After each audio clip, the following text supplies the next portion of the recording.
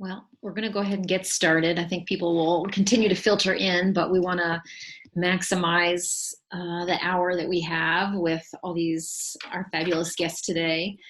So welcome to everybody who is watching live. And for those of you who are catching the recording, we're so glad that you could join us. Today's webinar is on the ABCs of clinical trials, part 1. And this is really kind of some important background about what clinical trials are, preclinical, clinical stages, and what that looks like, and the important role that families can play in helping your community be prepared for clinical trials.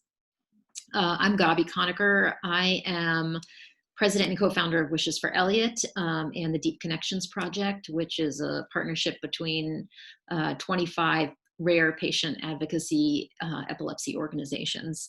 And also to mother to 7-year-old Elliot, who is severely affected by a rare epilepsy, SCN8A, and have for many years been engaged in supporting research and advocacy around getting families to understand the power of their data in preparation for clinical trials. And we're really thrilled to be pulling this together for the wider community and families to understand kind of what their role is and how they can be engaged. A couple of quick housekeeping notes. Participants are all muted. We are recording today's session, and please, if you have questions throughout the webinar, go ahead and post those into the Q&A, and we'll be watching there and pick those up mostly at the end. Okay, so before we get started, or now that we're getting started, I want to introduce, let me see, I'm going to stop this sharing, and here we go. This is our panel for today. First, I'm going to introduce Lisa, though. Lisa is mother to Haley, who has Dravet syndrome, and twin boys. She has been a very active advocate.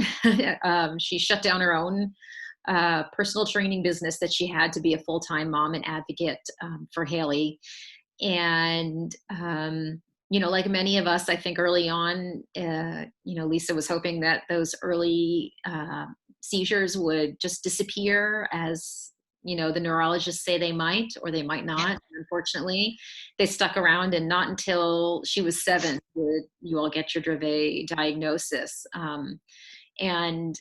Lisa's been really active and was part of the fight to get medical cannabis approved in Virginia, which they did successfully few years ago. And she is also a parent expert in clinical trials. You've been through many of them, and she's going to share her experiences with us. We're really grateful to have you here with us, Lisa, to tell us about your experience and what it was like, and share with us what you really think we ought to know for families who have not yet had clinical trials, but might be preparing for them.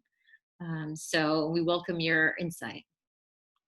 Thank you very much, Gabi. I appreciate you asking me to participate.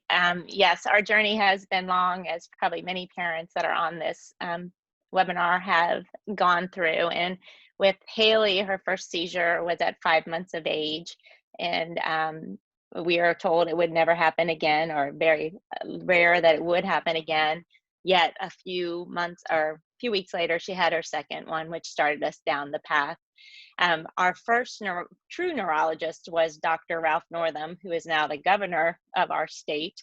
And he did not diagnose her. We went through, well, we first saw him when she was about 8 months old, and he really thought that she would outgrow her seizures because she was tracking ahead of her peers in development. And one of the things that he utilized to help us try to figure out what was going on with her was a study for trileptal when she was about 2 years old, so that we would not have to pay out of pocket for a video EEG. He thought, well, let's take advantage of the clinical trial this way. I don't know if that was appropriate or not, but we didn't know what she was dealing with.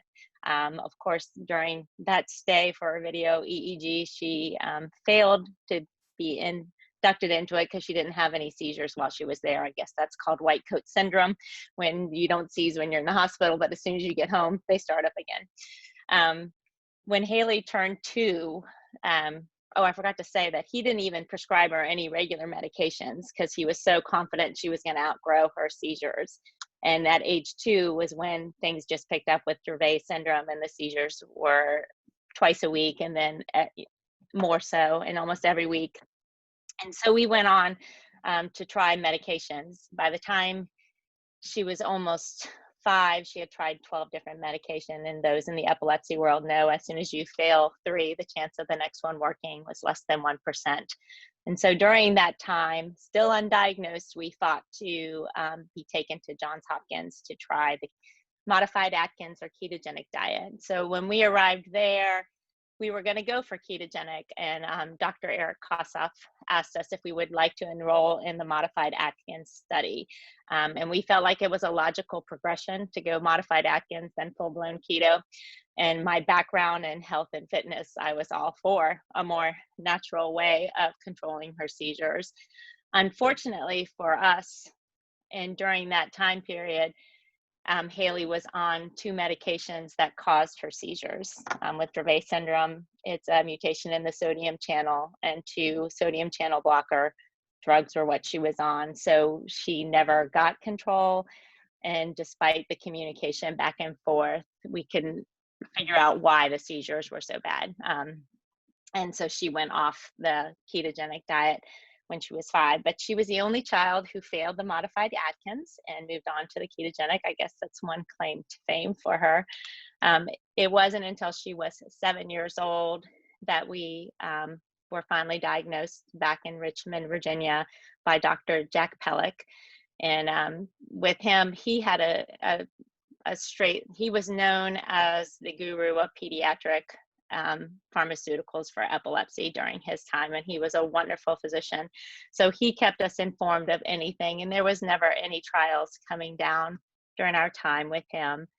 By the time Haley turned 12 and hit puberty, her normal 300 or so seizures a year skyrocketed to over 1,000 a year, and we found it very difficult to control. And at that time, Charlotte Figge's video or TV weed came out, and so we were very interested in trying the medical cannabis or the Epidiolex, and we were all on board for Epidiolex.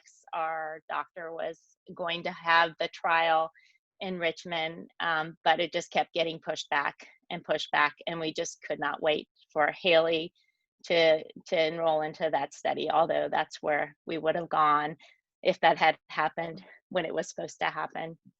We did go and speak out for Epidiolex at the FDA, and speak out for the need for a cannabis-based medication and how much of a change it made for our lives. So we do see the value of the FDA-approved drug as well as the artisan oil. And then despite all of that, Haley still persisted with seizures, even though they were reduced by about 40% with the medical cannabis. She still had seizures every day. And we had heard about the Fintepla trial, and initially you couldn't be on steripental. So we took Haley off the steripental, and then you couldn't be on the CBD. And so we sat there with a thought of, do we take her off the CBD, knowing it's helped her for so long? We saw a reduction, we saw an increase in cognition. So we sort of sat with that and decided, no, we'll just wait till it comes to market. And then another mom from Atlanta told me that they were opening a trial in Atlanta that was going to look solely at Fintepla with CBD. And Haley was pretty much under the wire. You had to be 18 years old, and she turned 18 the August we enrolled. So we just made it into this trial. And again, looking at the risks and the benefit, we knew, for one, with this trial, she was definitely going to get the medication. So there was no chance of a placebo drug. Whereas when we were looking at Epidiolex or earlier trials of Fintepla, we had to keep that in mind. But the one thing that we had to weigh was, how are we going to get to Atlanta from Virginia? Do we fly? Do we drive? What are we going to do? How do we take care of the other kids? How's the family going to function with mom and Haley gone? What if she has a seizure? And so we thought the least stressful way was to drive. And when I was first presented with my packet, it said, you're going to be going to Atlanta 14 times in 2 years. And I thought, oh, that's no problem. Once a month, that should be good. And then I was talking to a fellow Dravet mom who was in Alabama, And she said, yeah, the worst part of the trial was the titration up. And I thought, why is that bad? That should be the best part. You should be getting control. And then it dawned on me, I'm like, I have to drive to Atlanta every week. And so for 7 or 8 weeks straight, I had to drive all the way down to Atlanta and then back. And so it becomes a sacrifice. And for this trial, our travel was not covered. We were paid just $100 per visit. But again, we had to weigh out the risks and the benefit. And we're so thankful we did the trial, because Haley went from having like 60 seizures a month to maybe 1 on a good month. It's not always a good month, but those ones that we only have 1, it's like, wow. But one of the trips down to Atlanta, I continued and went to Florida to visit an aunt of mine that I hadn't seen in years. And so just that quality of life was beneficial, and all the time and the expense that we were able to cover on our own was worth going. And she has so much better quality of life. The whole family has a better quality of life because of us participating in that last trial. And so we just concluded the trial in August, and she's in expanded use. And initially our pharmacy, our insurance said that it was not going to be covered because she doesn't have Dravet or seizures. And so, and that just got reconciled. So now we should be getting the commercial version from the pharmacy directly. So that's our compacted journey of going through trials. Oh, you guys have been through it, man. But you bring up so many really incredible points for families to keep in mind, and I'm sure that both Anne and Adam are going to go through, and I think about kind of the benefit analysis, the cost benefit analysis. Is it worth it? Taking off of other meds, requirements that you can't be on other AEDs, right? That there are only certain centers that do these trials, right? It's not like every hospital is involved, ages, different kind of protocols. So there's just so much to be aware of. And we're really grateful for you sharing your experiences. Thank you. So wonderful to hear that Haley's doing better. So that's much better. It was worth it. Yeah. Awesome. So now I'll introduce our next 2 speakers. We have Dr. Adam Hartman. He's a physician and program director in the Division of Clinical Research at the National Institute of Neurological Disorders and Stroke, NINDS, which is at the National Institutes of Health. He oversees child neurology research portfolio and provides guidance on the development of and implementation of clinical research, and is really working very hard for our families to really reduce the burden of neurological disease. So we're really grateful to have you with us, Adam. And we also have Dr. Anne Pariser, who is the director of the Office of Rare Disease Research at the National Center for Advancing Translational Sciences, NCATS, also housed within the National Institutes of Health. And we're grateful to have you here and for all the work that you've done. We know that you are working hard to advance diagnoses and treatments for the rare diseases through research, and you spent many years at FDA working on rare disease drug development, and we're grateful to have both of you with us. And I think, Anne, you're taking it away, right? Right. Yes. Thank you very much, Gabi. And it's really my pleasure to be here. So I'm just going to share my screen here. So are you able to see my screen? Yep. Good. Yeah. Okay. Great. So I'm going to be providing a brief introduction to preclinical therapeutics development, and then I'll hand it over to Adam, who will then be working on or talking about clinical development. So this is just a brief outline of what I'll try to cover. I'll just very briefly tell you who we are at NIH, then talk a little bit about a precision medicine primer, I'll call it, because that is really the underpinnings of modern rare disease drug development. Say a little bit about the preclinical development overview and a few key points and resources for you. So Adam and I are both from NIH, and this is the United States' medical research agency where we try to turn those scientific discoveries into better health for patients. And we are actually the largest public funder of biomedical research in the world.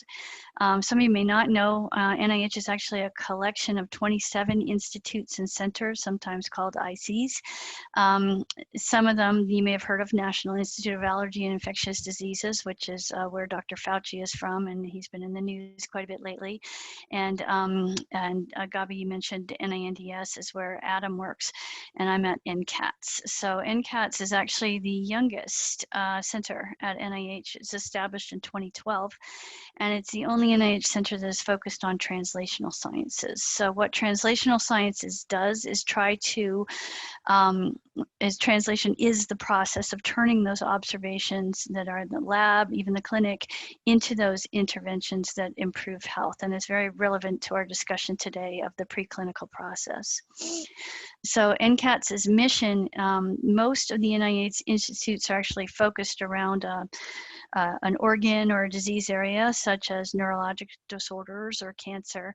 And NCATS is actually disease agnostic. We are focused on the research process itself, trying to bring new treatments and cures to patients faster. So our patient, if you will, is actually the research process.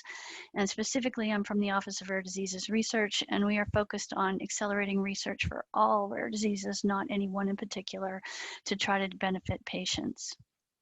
So as that was a little bit of background, what we're talking about today really is the product development time and timeline and cost. So you may have seen estimates like this in the past. It's estimated it takes about 10 to 15 years to develop a single drug and costs about $2 to $3 billion.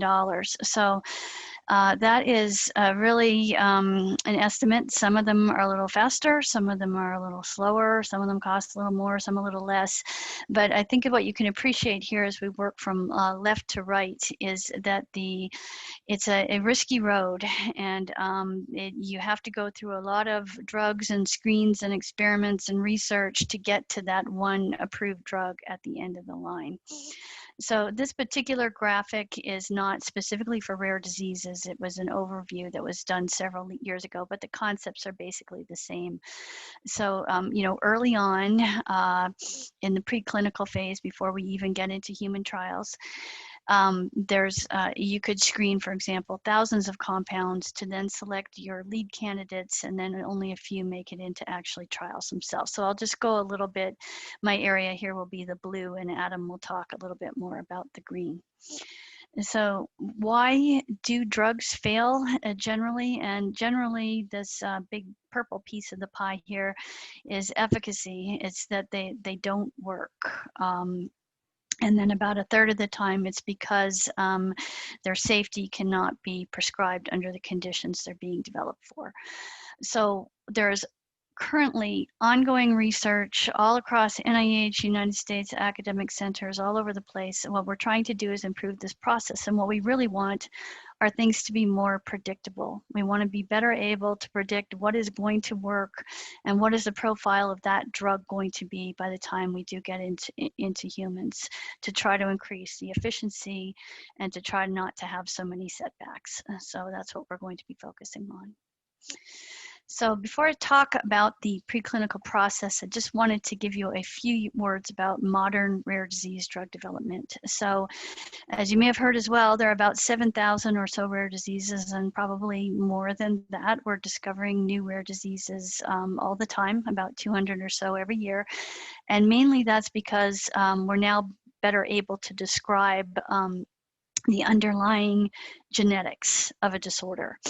So we think about 80 plus, maybe 85% of rare diseases are actually genetic. They're inherited, and what we refer to as single gene disorders is out of our tens and thousands of human diseases, something goes wrong with one of them, sometimes called a monogenic disorder. And that explains a lot of the disease process. So I'm just going to do a very brief genetics, what we'll call a genetics whirlwind refresher, and it might try not to get too sciencey on you, but if you just hang in there with me for 3 or 4 slides, I promise you there'll be some puppy pictures at the end. So we'll go back to single gene or monogenic disorder. So what this is, it's caused by a deleterious change, a bad change or a mutation in one gene. So this picture here to the left, this is just a graphical representation of a DNA double helix, and DNA is 2 strands, and they're held together by these base pairs. So adenosine pairs with thymosin, guanosine pairs with cytosine, and you see this all the way down, these 2 DNA change, and this is how they stick together, and then it twists into this helix. So these bases, also called nucleotides, every 3 of them, so 1, 2, 3 together, called a triplet or a codon, that codes for an amino acid. So here we have, down at the bottom here, we have a double-stranded DNA, and one is called a sense strand, which opens up, and it's red, and it's converted or transcribed into RNA. And then these every 3 base pairs will code for an amino acid. So this first one, AUG, codes for methionine. ACG codes for threonine. And then you take all these amino acids and you string them together, and that's what becomes a protein. So the protein could be an enzyme, it could be a structural protein. It folds amongst itself and you get this 3D structure, and that is the product that you want. So what can go wrong? Well, when we get a genetic disease, we all have mutations. Now, all of us, we're all walking around with mutations. It's just, do they cause a disease or not?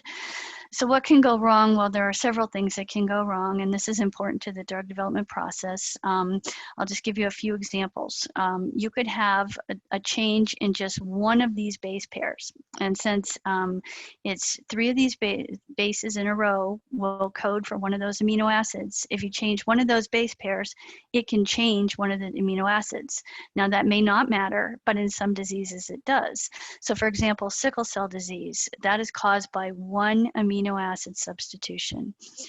For missense mutations, these can be very mild substitutions, or they can be very severe. So we'll see an entire spectrum across the disease area for the missense mutations.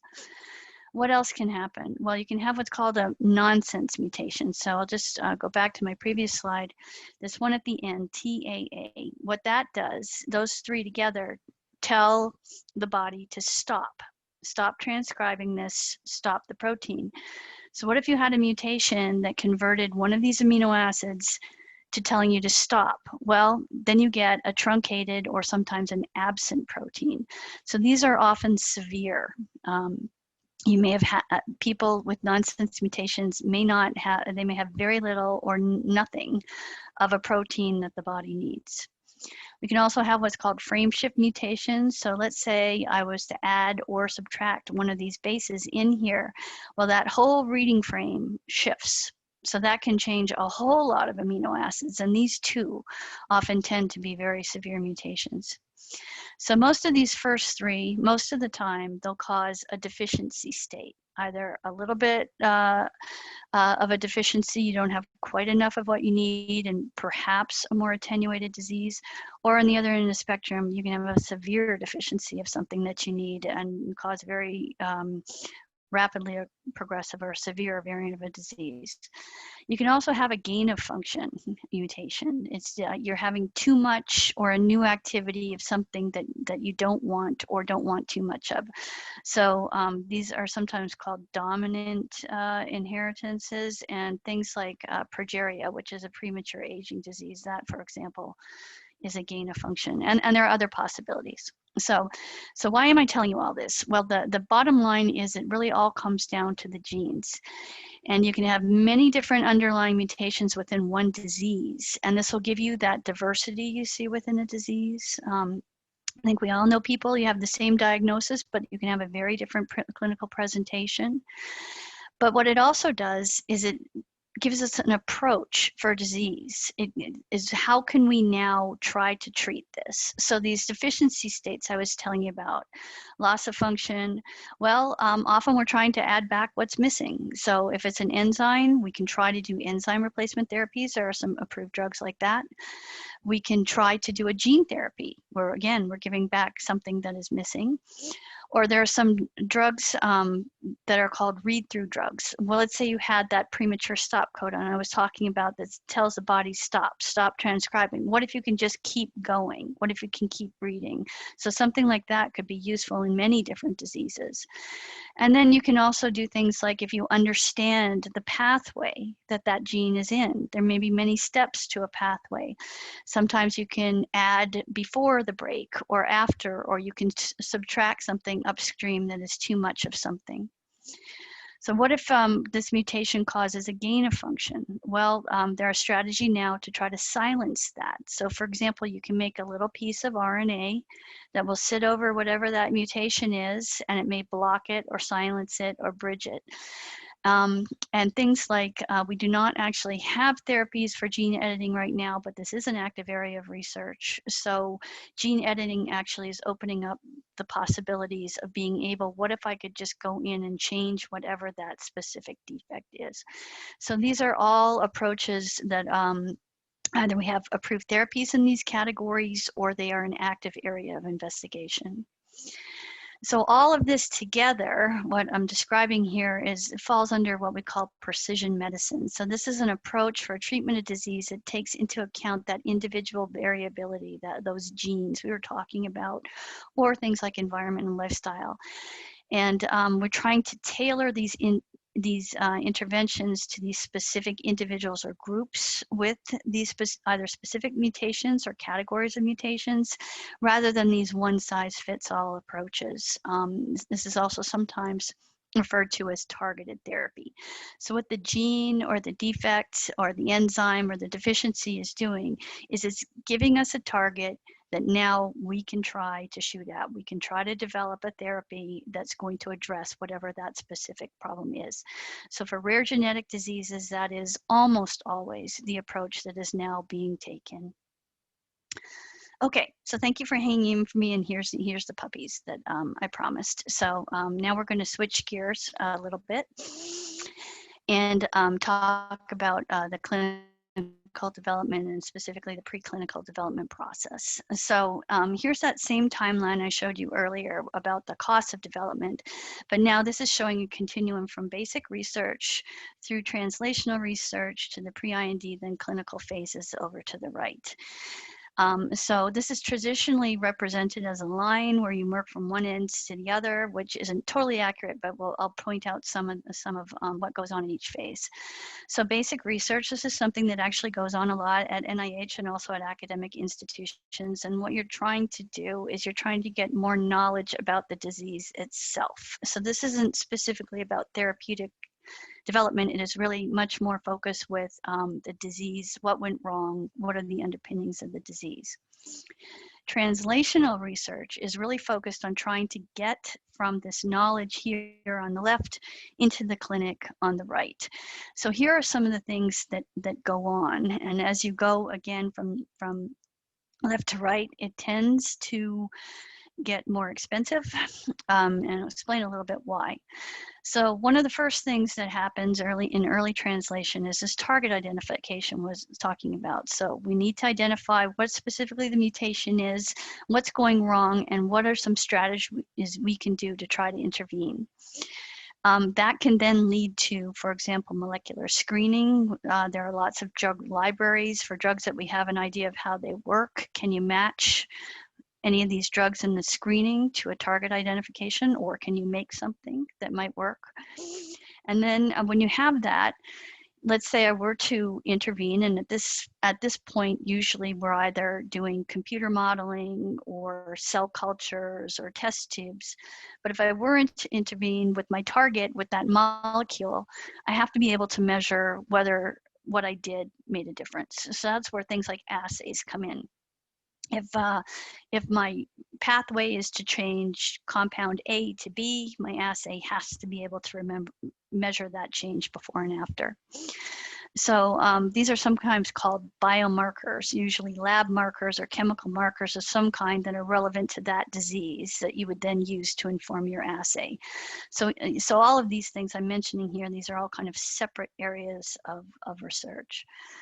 So then once you start having a good idea of what you're aiming for and what kind of products might work with that, and you have a way of measuring it, often do what they call high throughput screening or drug discovery, where they screen through a whole bunch of molecules or design molecules to try to see if it can hit that target. And then if you do have candidate selections, can we make them a little better? Can we tweak a little bit here, a little bit there? Will it make it stronger? Will it be more likely to interact in the tissue I want it to interact in, maybe less where I don't? And then another important things that happened are developing animal models. If you can, this gives us the opportunity to test at a higher level in a living organism. We have to decide on how we're going to deliver this drug. Is it likely it's going to be absorbed if I give it by mouth, or would it have to be injected? It would need a different kind of formulation in those cases.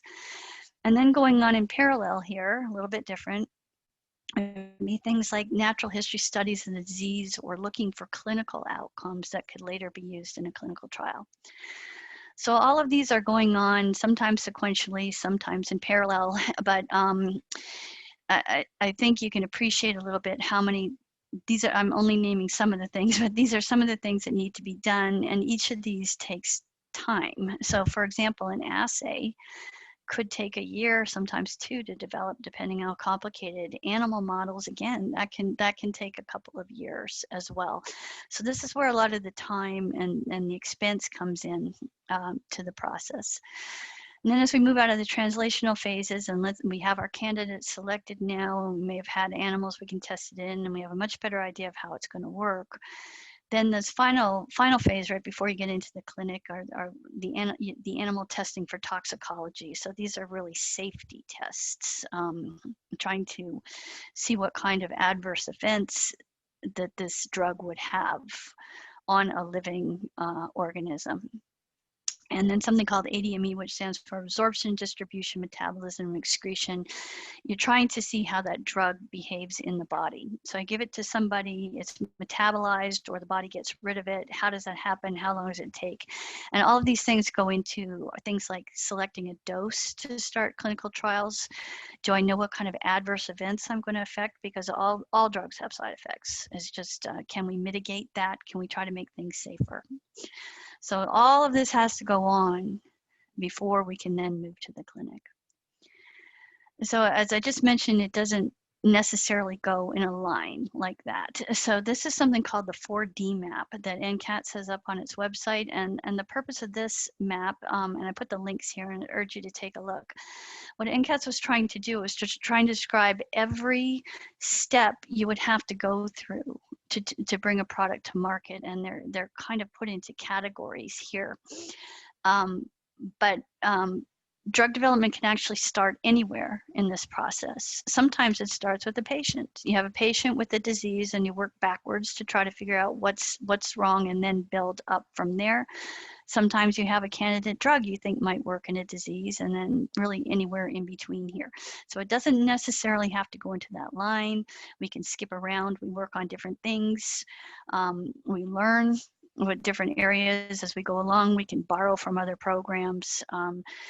So really, it's not really that whole, well, I'm going to do this, then I'm going to do this, then I'm going to do this. So another way we look at it is we call it foundational science building. So what does that mean? It means is you're accumulating a knowledge base as you go along. So again, we mentioned that the basic science here at the bottom is this is disease understanding that really is not specific to any drug.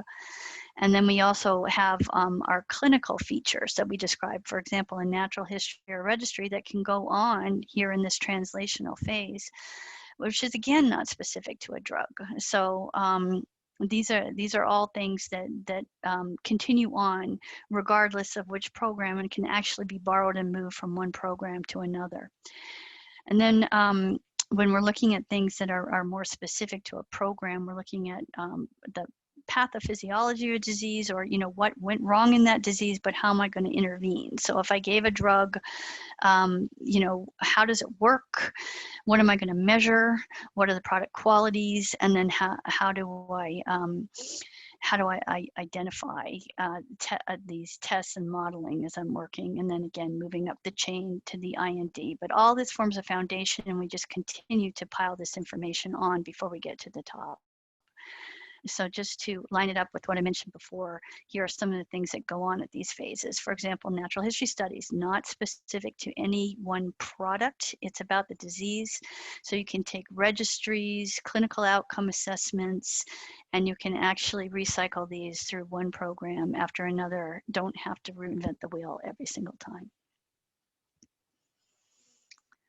Okay, so what can patients do then in this preclinical phase? Well, you can do a lot. So, first of all, I think what's clear here is this is a long, but it's an unpredictable process. There are many steps, and delays and resetting of timelines. This is very, very common, and it's expected. So if you hear about things like this, a delay, or we had to move it back a little, that does not mean necessarily that the program failed. It's perhaps something that we didn't expect happen. We have to learn from this, regroup, and try again, but it does not mean that it's failed. So that is very, very normal and expected in any research program. But also, many things can happen in parallel. I think what I was trying to show here is we can be doing different things at a time. There are some things that do need to go sequentially because they build on each other, but we can do several things in parallel. And this is often where patient groups come in. For example, you can be working on one aspect of the disease where somebody else may be off working on something else. And also, what's also important here is, patient groups will often see the price tag on these and I'm like, oh my gosh, I can't possibly raise $1 billion. And of course not, nobody can. But many of these small steps actually do cost quite a bit less, and they're timely plugging in of small investments, or in some case, things like tissue donations where you can run tissue cultures, or contributing your information to a natural history study. All of those have tremendous value in trying to build a program. We need many things in a program, and there are many ways to contribute, and they are all valuable. Also like to note in particular, and especially for rare diseases, that patients have special knowledge about their disease. These are rare. There often aren't many disease experts. There are many physicians who have not seen a rare disease. So you, as parents and patients, often have special knowledge about this, and we really come to you and rely on you to try to continue that knowledge, contribute that knowledge so that we can better understand the disease. So these are often collected in registries or natural history studies, which are extremely important for us understanding the disease and then knowing how we can measure it. What is the disease course? What are things that are important to patients? What are those outcome measures that we're going to be measuring? You can also educate and bring the community together, much like we're hearing today with DEE-P, putting these meetings together, which is incredibly valuable. I'd also like to mention that scientific meetings are very valuable. They often bring us together and can help us on a research agenda or further a research agenda. And patients and parents are often included in these. And some really valuable things, meeting the researchers. This is something we hear about a lot. When families meet the people who are in the lab doing the research, it can just be a really life-changing experience for everybody, and often especially the researchers. We hear this all the time. They really want to know that their research is being done on behalf of someone. And many meetings now will plan family tracks within the meeting to do education and networking and sharing stories. And sharing your story, much like Lisa just did today, and thank you very much, Lisa. These really matter, and people will really listen to you, and policymakers too. Please, speak to the policymakers. They will listen, and really know your power here, because it really does make a difference to people. And then just finally, I'd just like to mention that rare diseases are not really rare after all. There's about 30 million people here in the US with a rare disease, or at least that many, and at least 350 million worldwide. And there's definitely power in numbers when we join together, when we have things like this, where you have many diseases coming together. It just really helps all rare disease research. So NCATS has put together a few resources for you because there's so many rare disease programs that have parents and patients leading the way. So we put together something called the Toolkit for Patient-Focused Therapeutics Development, which has a number of tools to help you, as well as a registry program. And we also give scientific conference grants because they're so important. And FDA also, I put their link up here for their patient affairs staff. And this is my contact information. We are always happy to talk to you. So I will stop there and I will turn it over to Adam. Thank you so much, Anne. That was fantastic. That's great. Thank you, Anne. That was wonderful. I'm going to share my screen. Oops. All right.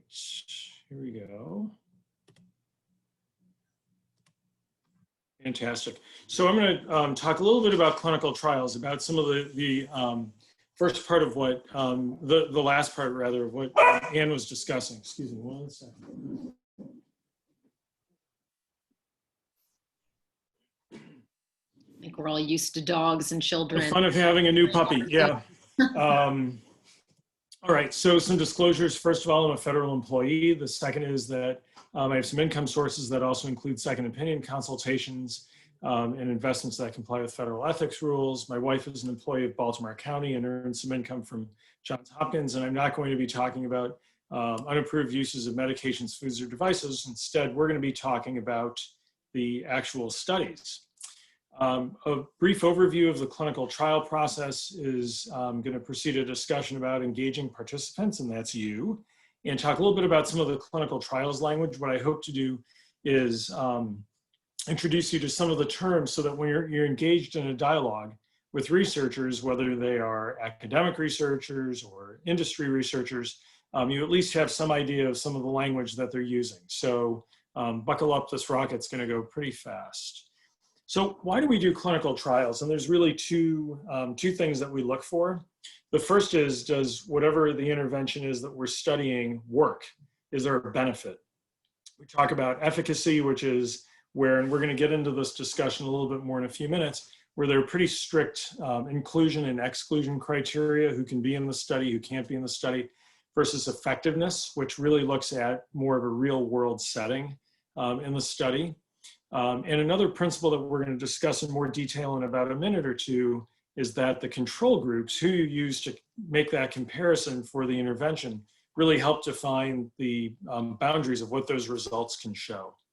The second big question is the intervention safe? What's the risk? So we talk about benefit and risk with any kind of a treatment that's undertaken. This is a very population-specific term. So for example, a medicine that may be considered to be high risk in the general population may be considered to be of an acceptable risk in a rare disease population. And we'll give some examples of that in a minute. We also think about short-term safety as something going to be safe in the short term over the first few months, few weeks, versus the long term. How is this going to look 4 or 5 years down the road, maybe even longer for some treatments? So some of the issues with clinical trials, and this is where we're talking about seeing whether or not something works in people. The main thing is that there's the potential for bias. And I've given some talks about the history of clinical trials where we look at why that, why this is really important. So the first thing is, if you're making a claim about something being safe or effective, you want to know, how does it compare to, for example, a group that's maybe getting the injection, but there's nothing in the injection. Right now, everyone's talking about the vaccine trials for COVID-19. So one group is getting what we call active vaccine, and the other is getting, the equivalent of a sugar pill. There's nothing in that vaccine. So everyone's exposed to getting the shot itself, the actual injection. Everyone's coming in and being monitored on a similar schedule.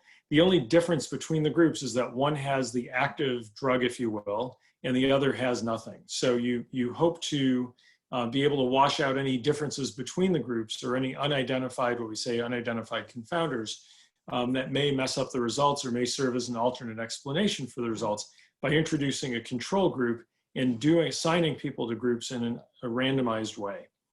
You hope that the observations are blinded. It sort of makes sense that if you have one group where you know that they're getting the intervention and the other that's not getting the intervention, obviously people want to have a winner. So the observations have to be blinded. You also want to have very clearly spelled out inclusion and exclusion criteria. And by that we mean, and this is done before the trial starts, by that we mean that you have to meet certain criteria. In other words, you have to either, for example, have a defined genetic mutation to enter the trial, because it may affect certain types of mutations, whereas it does not affect other types of mutations or variants. You want to have exclusion criteria. There may be some studies that are more appropriate for certain age groups. There may be some studies that are more appropriate for certain types of genetic variants. It really depends on the study, and this is something that the investigators need to specify before someone is entered into the trial. You also want to have representative study populations, and so if you're studying a disease that primarily affects children, you don't want to have it only be people who are 15 years of age and above. It's really got to, you hope that the clinical trial is targeted to the group that you hope will be the eventual target population for its use and hopefully for FDA approval. You also want to make sure that the statistics are in line, make sure that, sometimes trials have people drop out of the trials for various reasons. That can affect the number of people who are brought into the trial in the first place. You also want to have what we call pre-specified outcomes measures. So you want to know going into the trial what the primary endpoint is going to be, and if there are any secondary endpoints, you want to know what those are too. What you don't want to do is have a situation where everyone is exposed to the intervention or to a placebo, and later on the investigators say, well, let's see what sort of fell out of the sky on this. It's not a very, very smart way to do science, and you come up with all sorts of potentially underpowered trials. And the other thing, finally, to remember is that when you're looking at the literature, it's important to remember that there is a publication bias. Positive trials tend to be the ones that get published a lot more often than negative studies. And so people talk about the common cognitive bias, what you see is all there is. So it's important to remember that there may be some unpublished studies that are out there that may be informative. And so that's something that may be worth discussing as you're thinking about getting involved in a clinical trial. There are different types of clinical studies, and so there's treatment studies, there's prevention studies, diagnostic studies, supportive care. I don't need to read the rest of the slide to you, but there are a lot of different types of clinical studies. Some of those are actually trials where you're looking at a treatment, but there are a lot of other really important studies that you may want to be involved in, particularly before there are treatments. So the natural history studies that you may be aware of can be really, really important in setting, if you will, setting the watermark for where the intervention studies need to take over. There are different phases of clinical trials, and Anne alluded to this, so I'll just sort of give you for the so-called classical clinical trials, the typical studies.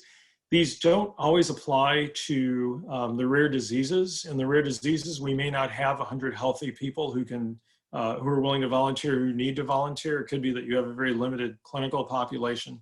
So this is just to sort of give you an idea when people talk about the different types of studies. Again, this may or may not apply to the rare disease that is of interest to you. So typically phase 1 studies are focused on safety and dosage. It involves a number of healthy volunteers, or it may be people with the disease or the condition. It may last only a few months. Most drugs do move to the next phase, which is phase 2. This is efficacy and side effects. It's usually several hundred people for common diseases. For rare diseases, you may only have, a handful of people who are able, who meet the eligibility criteria or who even have the disease in the real world. We talk about some of the ultra rare diseases where it literally may only be a handful of people who have, who are affected by the genetic variant, and in the case of this audience, but other conditions, it may be a small number for other reasons too. Usually about a third of drugs move on to the next phase, which we call phase 3. These are the so-called definitive or main studies that are done. Usually these are, thousands of people. They can last for years. A lot of rare diseases actually will not make it to, because they can't do a phase 3 study. And so FDA may be able to register a drug based on results from a phase 1, phase 2 hybrid type of a study. And we've seen this done before for drugs, for example, that can treat tuberous sclerosis. Everolimus was based on, the approval was based on a single phase 2 study for the initial approval.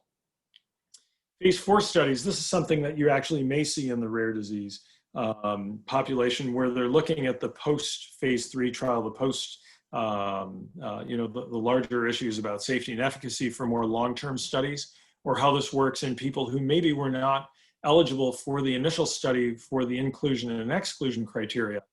But it's the more general population, more people who are affected by that particular genetic variant, but it may be that they weren't, or that clinical syndrome, they may or may not have a specific genetic variant. Dissemination implementation may be applicable to the rare disease space as well. We've seen, there are a number of challenges when some of the original drugs for spinal muscular atrophy were approved. There were a lot of issues regarding dissemination and implementation, particularly some of the ethical issues. So we've talked mainly about drugs, but there are other interventions, as you might imagine. There's surgical trials, genetic therapy, and genetic modification trials, which is really, most relevant for this audience. Devices, sometimes we use devices in the rare diseases. There may be dietary treatments, behavior interventions, and a whole variety of others. You may hear about different clinical trial designs. There's the single arm where you may only have one group, and the comparison group is based on the natural history studies that I mentioned a couple of minutes ago.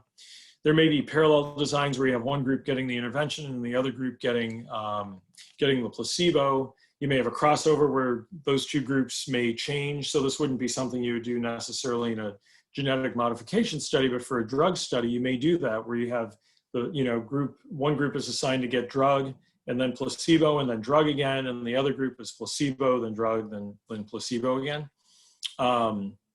You may have, 2 or more interventions going on at the same time. And those can be combined and then pulled apart again. And then sequential trials where you have people who are involved in the study reach a certain milestone and then they move on to the next type of a treatment. You've heard the randomized double-blind placebo-controlled trials. That's what's out there. That's considered to be the gold standard because it can affect, it can potentially cancel out the unknown confounders, and by that we mean factors that are present in one group and not another, but it's not actually of, the investigators are unaware of what that factor might be. There may be post-marketing studies. We see this a lot, and this is particularly important in the rare disease space. Again, because you may have a limited initial study and then you want to open it up to more people. Comparative effectiveness is where you may have 2 or more interventions and not necessarily involving a placebo arm. So that can be a very useful type of a study, typically in a real world setting. You may also hear about master protocols and platform trials where a number of different interventions are tried for the same disease, or umbrella trials, or basket trials. And we can get into that in the discussion, or you can look it up on your own. I want to be respectful of the time. We talked a little bit before about inclusion, exclusion criteria. Some of the things that you may, so as a patient advocacy group, you may be very interested in getting involved in that initial process where those criteria are determined. There also can be a study of the number and complexity of outcome measures. So you don't want to be involved in a study necessarily where you have to, load your child up into the van with their mobility device and then have to go in 2 times a day for a month. I mean, that's it'd be pretty impossible for anyone to do. So, investigators need feedback on what's reasonable and what's not reasonable. Blood draw volumes, we need to have a certain amount of blood and it can't all go to the lab for study. Things like scanner time, is it reasonable to accept my child who has, fidgeting all the time and really is unable to follow directions? Is it reasonable to have them try to sit still for an hour in the scanner? The answer obviously is going to be no. And then, you can't really anesthetize them. That's something most IRBs won't let you do, institutional review boards. Duration of follow-up, how long are we supposed to stay on this intervention or not stay on? At what point will we be told whether or not we were on the active drug or not? And then there are all sorts of statistical power. In other words, you have enough study participants to be able to draw certain conclusions. What's going to be valuable to the families, what's going to be valuable to the investigators, and those might be two different things. So, you know, our recommendation, I think Ann said this, and I'm gonna sort of reiterate it, maybe say things a little bit differently. Really being involved, getting to know the investigators. I think her advice about going to the meetings is really important, and participating in family days. Getting involved as early as possible and you know, as often as it's feasible for you to do it. It's really important to get your feedback for patient relevant outcomes in natural history studies and clinical trials both. And then it's actually, participation is actually required for some clinical research study applications. And that's something that we're seeing increasingly at NIH. It's really, really valuable feedback.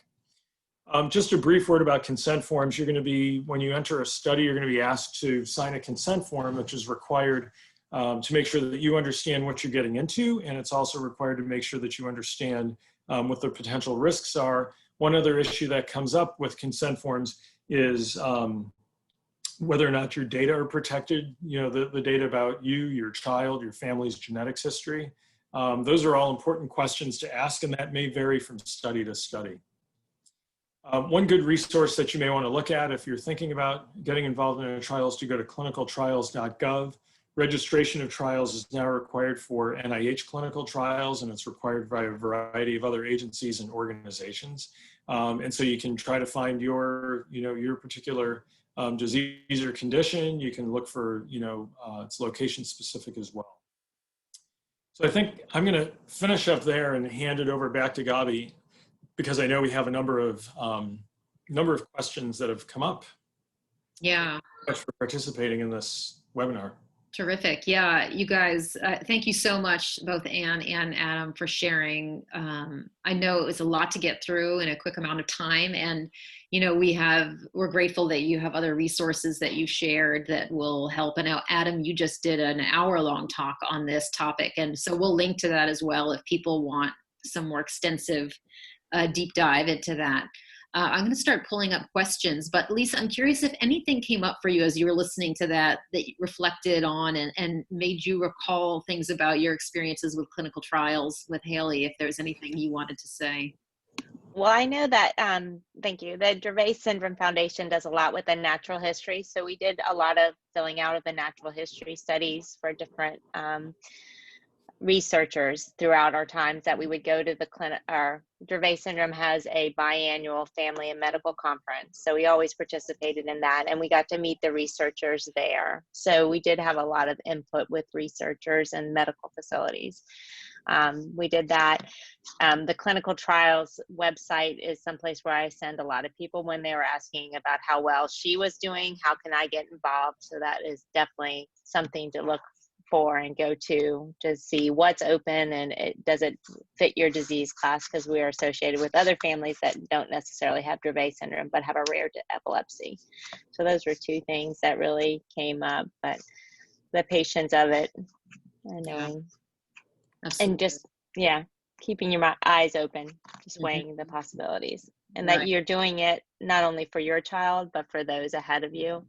And just being a strong advocate and using your voice. I don't think parents realize how strong their voices are. So that's huge. Yeah, that's a huge thing to recognize. And I think, you know, most people, when they think about clinical trials, they think about for their specific disease as well. And you have been involved in a number that are not just Dravet focused, which is right. For people to be aware of, and looking on clinicaltrials.gov can give people a sense of what other kind of trials are going on. Got a bunch of things streaming in here. This is a question that we hear a lot. Will participation in an ASO clinical trial possibly be an exclusion criteria for participating in a different gene therapy modifying trial at a later date?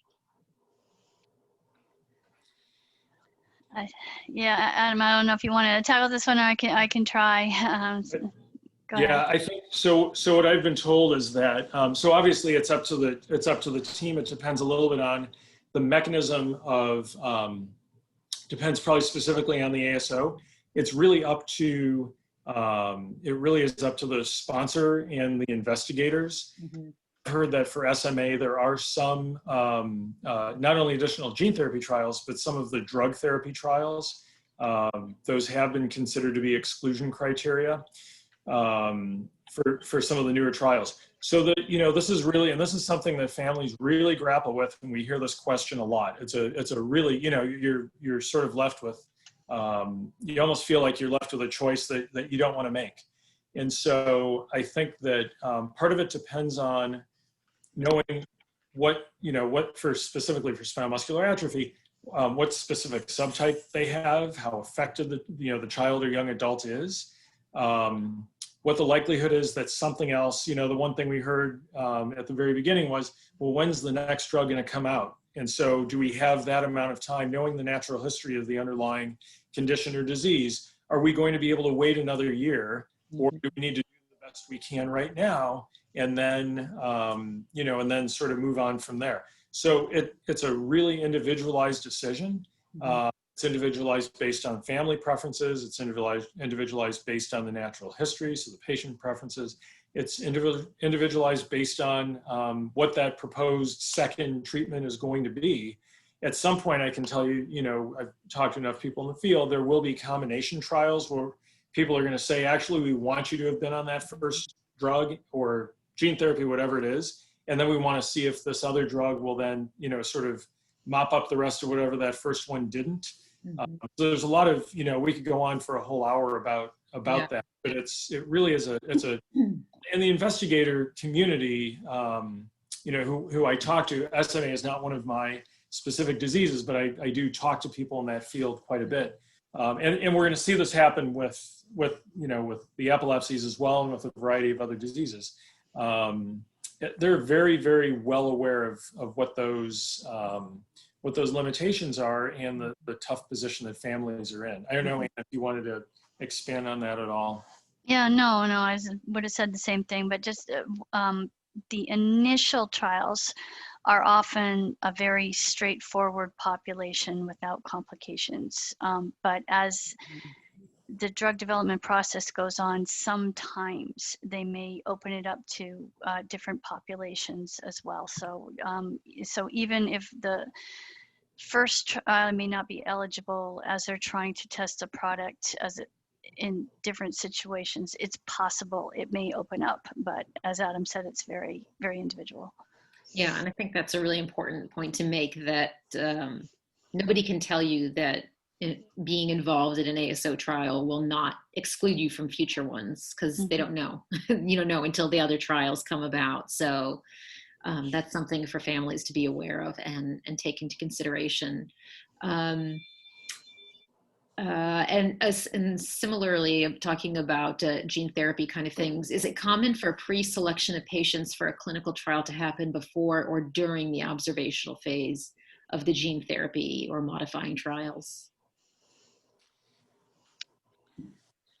So I'm not sure I fully understand the question. Typically, if you're going to be in a therapy trial of any sort, there should be well-defined inclusion and exclusion criteria. Usually we don't see the hybrids. Sometimes you may have a hybrid observation treatment trial study, like natural history observation, and then enter the trial. There are some types of study designs so one of the reasons why clinical trials sometimes fail is because it's being tested on people who may be, thought to be responders in one way, either to a placebo. So using headache trials as an example, I think we can all relate to headaches. So some people are very susceptible to the placebo effect, and some people are not. So there may be a wash-in phase initially, just if someone really is a placebo responder, and you may not be told about that at the very beginning. And if it looks like you are, then they may not want you in the second part, which would be the actual treatment study. Different with, especially with epilepsy. I mean, you're either having the seizures or you're not. There is a growing placebo effect we're seeing in epilepsy studies too, particularly in adults, who are able to fully communicate, and understand what's going on. It's going to be a little bit different especially with younger children who may not really know what's going on. So hopefully you're stratified in some way. That's the inclusion-exclusion criteria. I don't know if I'm possibly misunderstanding the question, or if Anne wanted to add anything to that. Yeah, no, again, I think that was a great answer, Adam. As run-in phases, it depends on some of the situations Adam named, but I mean, I think this is also another use of registries. It's for rare diseases especially, there aren't a lot of patients, and to have a registry and be able to communicate all these things to patient groups through a registry or some kind of a mailing list, it can actually help, not so much pre-selection, but to get kind of a population ready for study, which can really help a drug developer or someone running the trial and help with the enrollment. Yeah, and I think that brings us to this other question, which is a really great one for families and communities to understand a bit more, which is about what are the differences between data collection types. Like there's registries, there's natural histories, clinical readiness studies, and then retrospective versus prospective and longitudinal. I mean, there's so many different terms. And I guess, one of the questions is, what is the strongest kind of data and evidence that can be brought in that not only FDA, but pharma, and your agencies would consider very strong? So a registry, in its broadest possible definition, it's an organized collection of data. So that's very, very broad. And so these can be very narrow collections. For example, I want a communication registry, so I just need people's names and email addresses, and that's a registry. It's an organized collection of data. So for biomedical registries, you're usually trying to collect a specified set of data, and again, it can be big, it can be very narrow, about a disease or condition or related diseases or conditions. A natural history study is a subset of a registry. It's an organized data collection, and it is very specifically targeting information about that disease with the intention that you are going to thoroughly describe that disease. But I mean, it's essentially a registry. So we often use those two terms interchangeably. Probably shouldn't, because it's confusing. Yeah, and I think with natural history, does that necessarily imply that there's also the question about clinical information versus parent or caregiver data that is can include both. The intent is you're trying to describe the aspects of the disease. So if it's about young children or people who for some reason can't report for themselves, you may be relying on a parent or another observer. Retrospective and prospective essentially means retrospective, the data already exists somewhere. So typically it would be in a medical record. So you may go back and look at the medical record and try to pull the data that is already there. Prospective, you've defined what you're going to collect, and then you collect it going forward. So they are both useful, and there's some natural history studies or registries, they collect both retrospective and prospective, or first you start with the retrospective, get to know the disease a little bit, and then define what you're going to be collecting going forward. Yeah, and just to jump back for 1 second, because I think that also there was, I know that some people have, or communities have looked at publishing, caregiver gathered data, and it's kind of scoffed at. Is that strong enough data? It certainly can be. I mean, it all comes down to quality. So, I mean, the real important thing here is it has to be planned in advance what you're going to collect and how you're going to collect it. And then you have to put you really have to model the data. You have to decide how I'm going to collect it, what am I going to call it, because it's got to be very organized so it can be analyzed at the end of the day. So for example, if you set something up and people are free to type in descriptions about things, So that can be very flexible in that you may be able to collect a lot of information about something, but at the end of the day, when you're trying to analyze it and you have just too much variability in the data, it's not going to be able to stand up to any kind of analysis. Now, that doesn't mean they both aren't useful, because they can be used in different situations. So for example, I'm trying to plan a natural history study and I have to have a little bit of a better understanding about a disease, so I may conduct interviews until I get to a point of saturation where I'm hearing the same thing over and over and say, okay, we're getting a pretty good idea now, we need to collect this, this, this. But then at that point, I need to collect it in a very constrained way. And that's why there's a lot of things like drop down boxes or select from a menu, because we're going to have to try to analyze this. And if there's too much variability, you're not going to be able to do it. Right. It has to be standardized in some way so that we can really look at trends. So, yeah, I know I was going to say, in addition to that, it has to be reproducible. So if Ann and I are both looking at someone, us, we're watching them, for example, walking, we have to pick a measure that she and I can pretty much agree on at least 60, 70% of the time. It's something that you want to have reproducible from day to day. So is it a stable outcome measure where it's going to be the same, it's going to look the same today as it does, say, 2 days from now when nothing else has changed? So and people spend their entire careers studying this sort of thing. So, like Ann said, you want it to be high quality, but there is an awful lot that goes into that high quality measure. But there are validated instruments. I mean, some of the childhood mobility measures have been standardized, and we can do them. Actually, some of the studies we're doing now have actually either switched or they've emphasized using those types of surveys. And, this era of, this hopefully temporary situation of telemedicine where, where you can say, okay, show me Johnny walking or show me Johnny trying to pick something up. There are standardized instruments for that. So and we're going to see more of them develop, I would predict, over time. Just because, again, you don't want to necessarily have to load your child up with their mobility equipment into the van 2 times a day to go check in at the hospital. That's no one can do that. So. Yeah, I am aware that we're over. If you guys don't mind, do you have a couple more minutes? Sure. Okay. So I think this is an interesting one, and you answered it on here, Adam, typing, but how do things look different for populations where diseases where there's a smaller population? It's harder, it's hard when you don't have, an N of 6,000 or 10,000 to look at, but what does it look like for those kind of drugs? Like, for example, we have a drug coming through for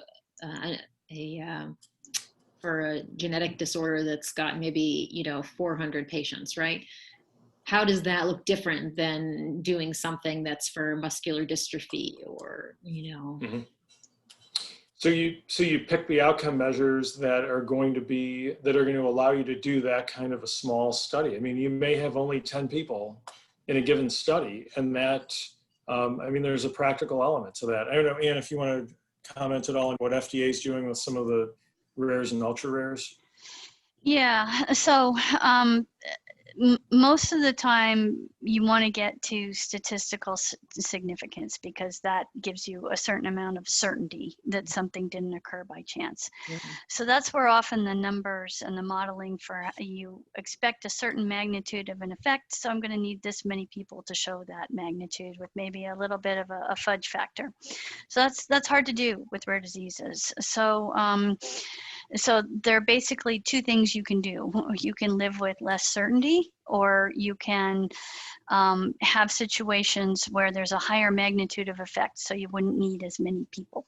So what has happened a lot in the past, 10 years or so, maybe even longer, is FDA has demonstrated a lot of flexibility. They've understood that you just can't get 1,000 rare disease patients in a trial. You just cannot do it. So they will often live with a little bit more uncertainty and try to use multiple endpoints to increase that certainty. So for example, I may have a clinical outcome. Let's say I'm counting fewer seizures, And I'm also seeing a certain chemical pattern, and I'm also seeing maybe an improvement on a parent-reported scale. So you put all that together, everything's moving in the right direction. So it just gives us a comfort level that the drug is doing, in fact, it's giving us something clinically meaningful. Yeah, that's really helpful. And I think it's, oh, go ahead, Adam. No, so the other point is, so, as you guys know, fenfluramine was recently approved for Dravet. And when I was making the comment about accepting a certain level of risk, the risk benefit looks very different for a child with Dravet than it does for an adult who's trying to lose weight, who's, otherwise relatively healthy. But that's something that, that people have to be willing to accept that. And if that's unacceptable, then that's not a drug or treatment that should move ahead. I mean, it's got to be acceptable. Some families will say, well, I'll do anything to get, my child fixed. And then you sit down and say, well, let's look at some of the potential side effects.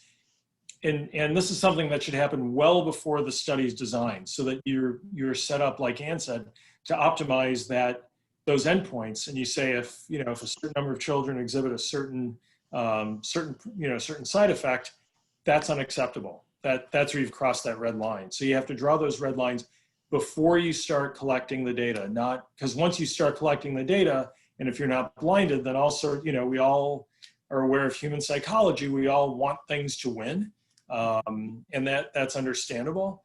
But we also need to make sure that we're advocating for safety too. Yeah, no, and I think it's. I think that's so important that it's, what kind of we're hitting on this a little bit, that it's not just about, seizures. It can also be about these quality of life measures. And I think it's really important also to make sure that the right kind of instruments are being used, right? A lot of these standardized instruments don't necessarily take into account the most severely affected children, right? If you have a scale for walking, well, our kids don't walk, so that doesn't fit. So those kind of things are really important to keep in mind. And that's something, frankly, that either FDA or the people who are, if it's a government-funded trial, that should come up in the review process. I mean, that's why we have peer review. That's why, obviously there are plenty of failures in that. But ideally, you want to make sure that it's going to be something where you won't have what we call a so-called floor effect or a ceiling effect, where everybody's performing below the bottom. If it's a 1 to 5 scale, you can't have everybody performing at 1. You need to have a nice spread of scores on whatever it is, whatever instrument you've chosen, and you choose the instrument based on what you anticipate you're going to see. Sometimes investigators. And even the study sections, the review panels get it wrong, but generally the goal should be that you're going to pick instruments. It's usually more than one. That's going to give you a good spread of scores where, not everyone's going to be at the bottom, not everyone's going to be at the top. It's got to take into account, like you said, children who can walk and maybe children who aren't walking. So, yeah.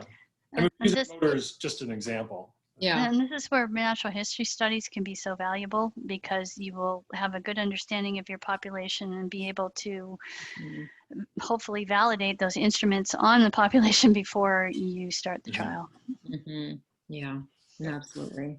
I want to ask this question quickly because our next, the second in the series of clinical trials will hopefully come together with FDA and then with a pharmaceutical industry partner. And so do you guys have some feedback you can share with the community about what kind of appropriate interactions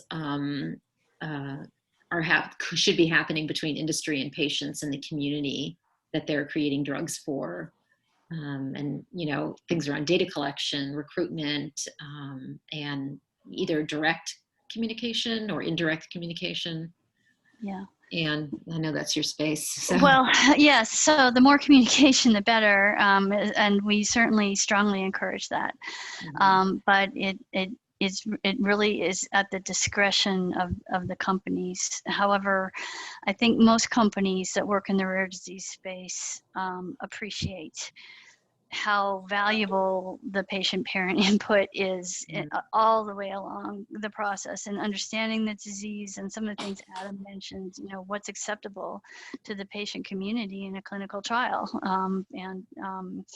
So a lot of rare disease community companies, they have patient communication liaisons who work with the families, but the other side of that is, some of this information that's especially very specific to the drug and is competitive, that is often a close hold. So, and it's at the discretion of the company, but we strongly encourage collaboration, transparency, frequent interactions. And are there inappropriate things that people should be on the lookout for? That, I mean, I imagine there's not too much of it, but there are some sketchy behaviors.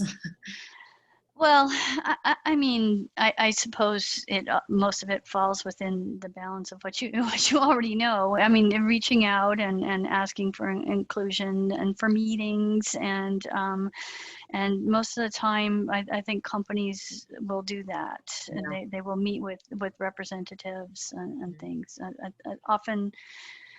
I think people have seen the value of this. When we get collaboration across all stakeholders, we tend to have better outcomes. Yeah. So I would just add two things. One is make sure that you know who controls your data, because it's your data. That may seem to be somewhat trivial, but it's actually not. The other point is, I think, and this is just me talking, it's not NIH, I think it's important to see that there's a commitment to publish the results, regardless of whether things work or not. And I think that, and making sure that the trial is registered in clinicaltrials.gov is a good way to do that. That's a pretty big transparency factor. Early stage trials may or may not do that, but, if they're doing something serious, and if they've engaged in a discussion with FDA, I mean, you really want to see, you've seen the track record of how many studies are published in the past, not just in the rare disease space, common diseases too. It's not great. And that's both for academics and for industry. So I think it's important as someone, if one of my patients is going to be enrolling in a study, I'd want to see the results of that study, whether they're positive or negative. And negative is not necessarily a bad thing. So, you want to know what works and what doesn't work. Right. Yeah, we need to keep learning, certainly. Lisa, did you have anything you wanted to ask or put forth? No, I don't think so. I think they've covered it well.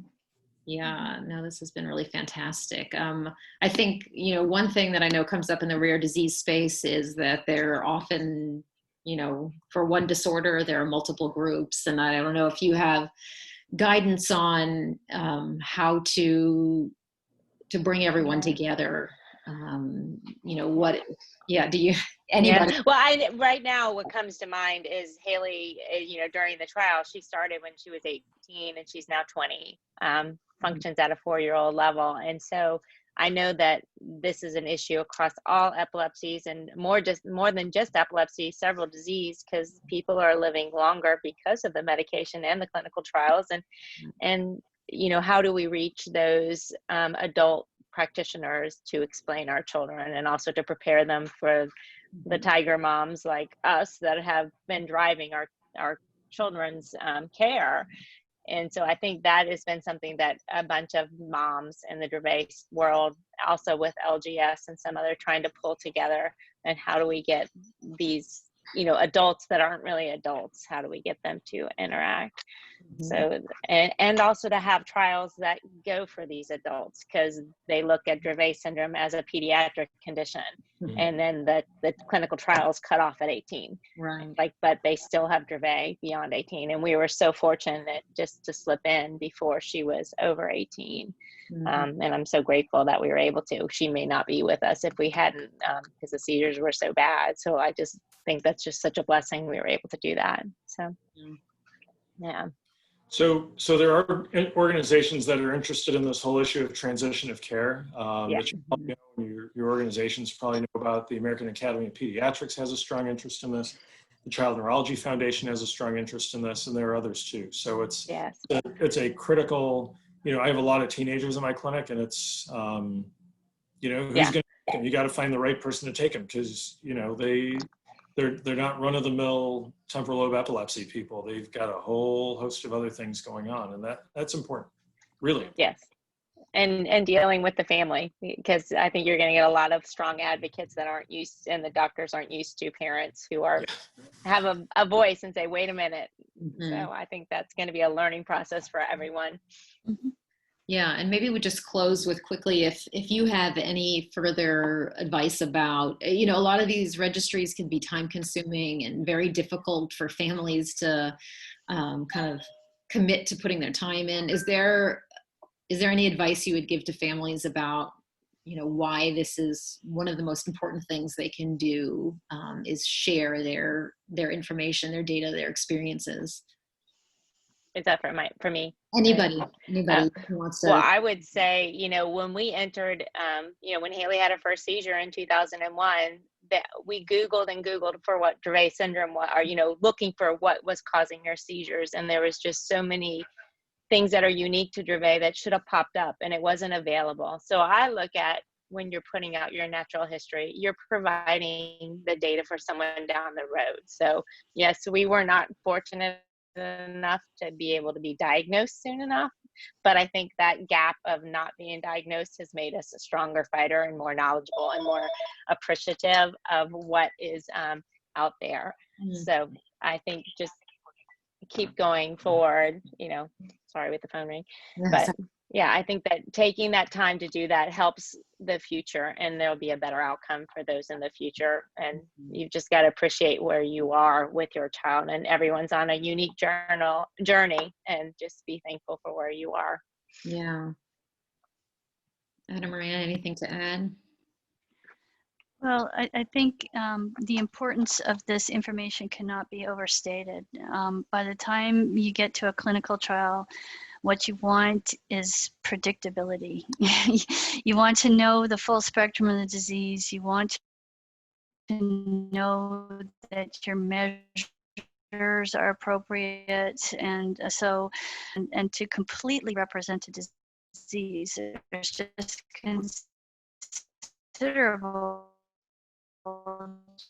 genetic variability in most of these diseases, and we want to have a good understanding of the whole breadth and scope, and the more that we can do that,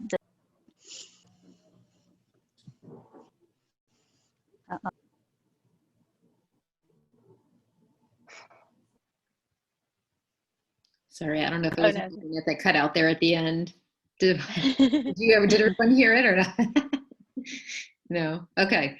Well, yeah, it's critical, and I think, you know, families, if we have enough people that we can avoid having placebo, even, you know, if we have a natural history, that's an incredible achievement to have that, but that may not be as common for us rare disease folks. But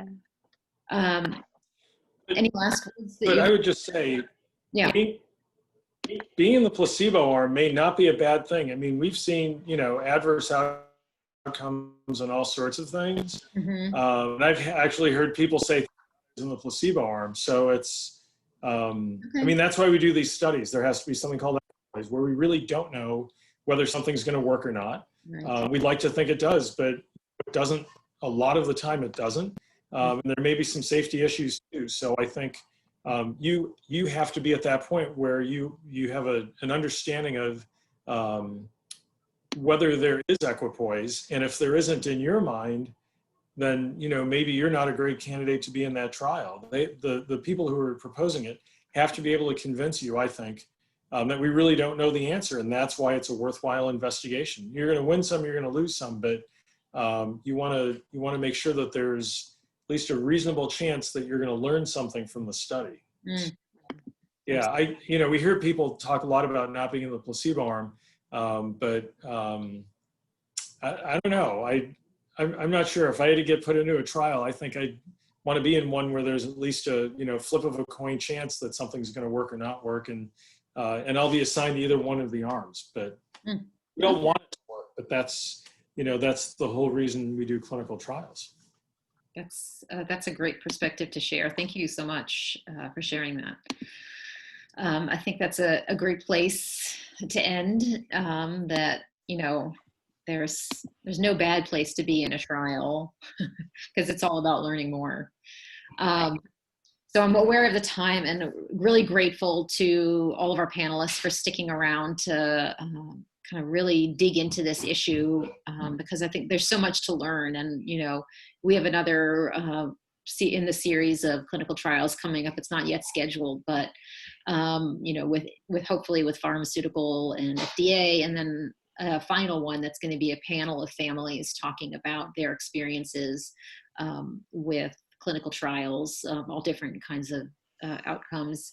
And we also have these other webinars coming up. We have a screening of Intelligent Lives, which is an incredible film about intellectual disability and inclusion. And each of we're splitting the film in two, and we're going to have a panel discussion with parents and advocates after each one. We have part 2 of Curing the Epilepsies, where we're going to talk a little bit more about learning from some other groups like pediatric oncology, which helped reduce the death of pediatric cancer by 80%. So there's a lot that we can learn in trying to figure out how to better understand and find treatments for epilepsies. We've heard our families saying that SUDEP is really important. We have the first in our series on SUDEP on October 7th. And then an exciting one as well about understanding VNS. Is this something that could work for your loved one? So thank you, everybody. Again, our panelists and everybody who joined us. This was a really fantastic session. I learned a lot. So I'm really grateful to all of you for taking the time, and we'll see you around. Thanks, everyone. Thank you. Bye.